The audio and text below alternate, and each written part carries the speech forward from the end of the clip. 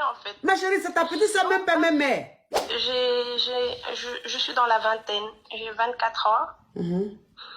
Et je suis mariée à un monsieur de la quarantaine, cinquantaine. Je me suis mariée un peu jeune. Mais franchement, c'est avec un homme incroyable. C'est quelqu'un de très, très bien. J'ai rien à dire là-dessus. Donc, ma coach, en fait, ma petite sœur, excusez-moi, je suis émue.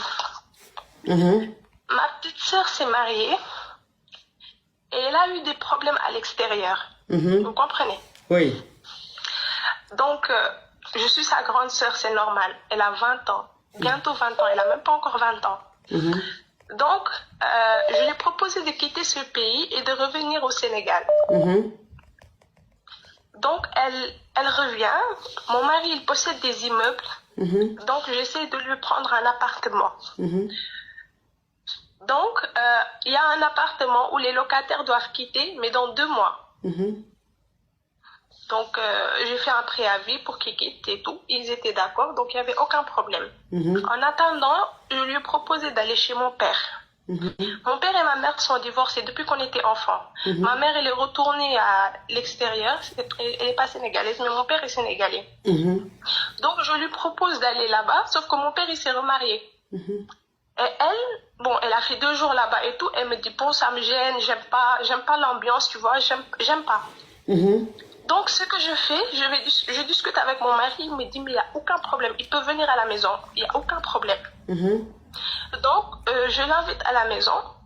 Son mari, je l'ai déjà vu en photo, en appel visio, mais on ne se connaît pas plus que ça.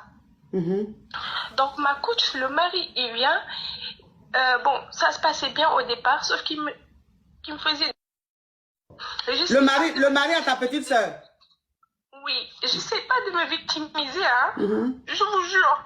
Mais c'est vraiment lui qui a commencé. Ma chérie, pardon. Parce que c'est la partie même qui est intéressante, là, c'est là que tu pleures, on va pas bien entendre. Faut attraper ton cœur, faut essuyer tes larmes, pardon. Parce que si tu pleures en même temps, on va pas bien comprendre. Parce que ton histoire est rocambolesque, digne d'un film d'affairage, le genre d'affairage que nous, les caviars, on aime. Donc, attrape ton souffle, ma chérie, puis explique-nous, oui. Donc, ma chérie, je vais récapituler et tu continues. D'accord, ma Yougos? Donc, ça veut dire que tu es au Sénégal avec ton mari, tu es un mari fructueux. Donc, ton mari a des biens, il a des immeubles et tout ça. Donc, tu as ta petite sœur qui allait se chercher dans un autre pays avec son mari.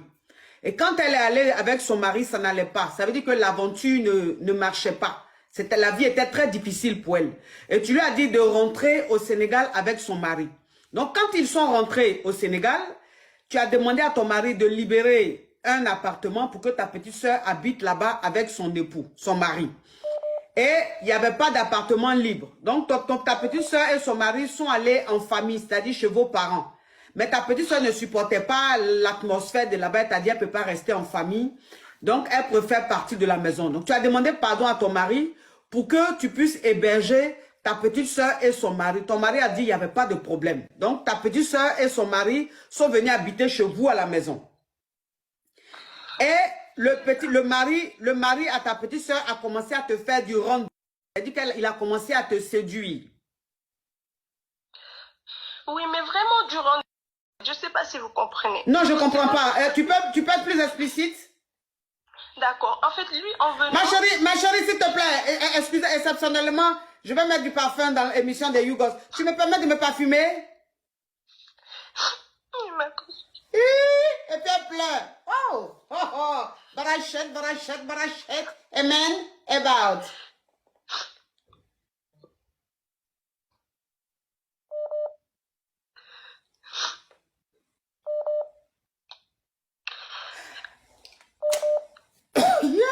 Oui, ma chérie, on t'écoute.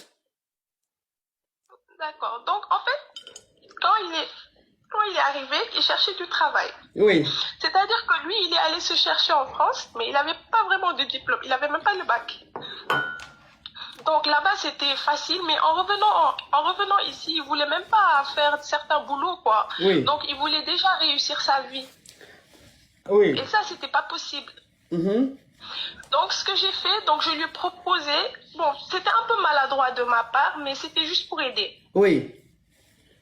Donc, de ce fait, je lui ai proposé de travailler avec mon mari.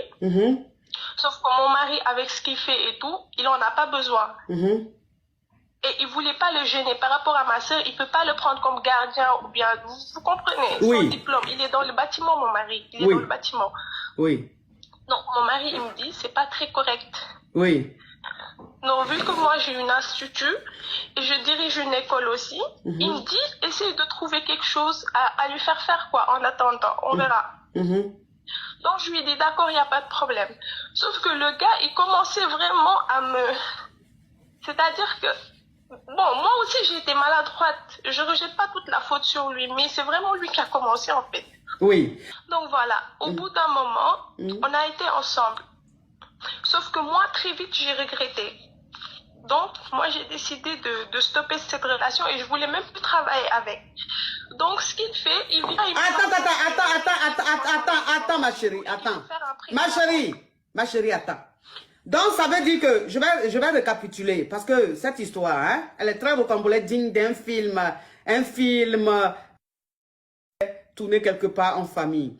Donc, ça veut dire que, quand ta petite soeur et son mari sont venus habiter à la maison, puisque ton beau-frère ne faisait rien, tu as demandé à ton mari de travailler avec ton beau-frère. Mais ton mari t'a dit, ah, lui, le domaine qu'il fait là, lui n'a pas besoin de lui. Et que comme c'est le mari à ta petite soeur, ça le gêne de le prendre comme un garde-corps ou un agent de sécurité parce qu'il ne pourra pas le commander, puisque c'est quand même le mari à ta petite soeur. Maintenant, toi, tu as pris ton beau pour travailler avec lui. Et quand tu as commencé à travailler avec ton beau, puisqu'il te faisait déjà du rentre dedans, quand tu as commencé à travailler avec ton beau, vous avez commencé à... C'est ça. Ok. Ça veut dire que le mari à ta petite soeur, toi, vous avez commencé à... Mais tu dis que c'est lui qui a insisté, c'est lui qui t'a fait vraiment du rentre, c'est lui qui a insisté, puis tu es tombé dans le piège. C'est ça. Ok, ma chérie. Donc voilà, après moi je lui ai dit, bon, je pense qu'on va arrêter comme ça et je pense que vraiment il faut essayer de travailler, de faire autre chose et tout parce que ça se fait pas, même vis-à-vis de ma soeur, ça se fait vraiment pas. Donc je lui explique, il me dit, j'ai un projet et tout, mais j'ai besoin d'argent, je veux faire un prêt à la banque. Je lui dis, va faire le prêt. Il part pour faire le prêt, on lui demande une garantie. Il vient, il me dit, il me demande une garantie et tout. Donc, je prends ma voiture qui est à mon nom et je fais la garantie pour qu'il reçoive 10 millions. Oui. 10 millions de francs CFA pour qu'il commence. Et là, je vois que le gars, il commence à vouloir tout le temps me soutirer de l'argent, ma coach. Oui.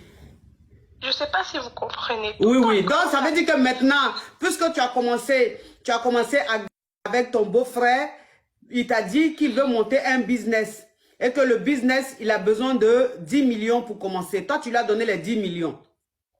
Maintenant, ils ont dit que ce qu'il devait faire, il a besoin d'une garantie. Tu te portais garante. Mais à chaque fois, il te demande l'argent. Donc, ça dit que la relation dans laquelle vous êtes, il passe tout son temps à te demander de l'argent. On avait arrêté la relation. Parce que moi, pour arrêter la relation, quand il m'a demandé de l'argent, je me suis dit, si je lui donne, au moins c'est fini. Ok. Donc, ça veut dire que tu lui as dit de mettre fin à la relation parce que c'est pas bien de mourir avec le petit frère le mari à sa petite soeur. Et que tu t'es dit, si tu lui donnes les 10 millions, il va se taire et la relation va prendre fin. Oui. Ok. Entre-temps, bon, l'appartement s'est libéré, ils ont déménagé. Ma sœur, elle est venue travailler à l'institut comme caissière, bon, un peu la gérante. Donc, après, il commençait tout le temps à me dire, est-ce que tu as pas 500 000 là, j'en ai besoin. Je disais, ben, non, j'en ai pas. Il me disait, oui, mais c'est urgent. C'est comme ça que ça a commencé, en fait. Et là, je ressentais une petite pression. Oui. Donc, je commençais à lui donner. Donc, je lui donne. Déjà, pour la banque, il ne remboursait pas. Donc, il y a un huissier qui est venu constater ma voiture. Donc, je me suis dit que là, ça devient grave. Ah oui, parce que tu te portais garante. Oui. Ce que j'ai fait, je suis allée à la banque, j'ai payé l'argent. Oui. Parce que je ne voulais pas que mon mari se rende compte de quelque chose. Oui.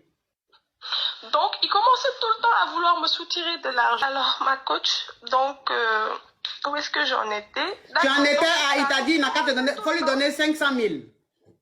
Oui, il commençait tout le temps à me dire, par exemple, j'ai besoin de 500 000, mon affaire va bientôt se poser. Hein? Donc, je sais pas si vous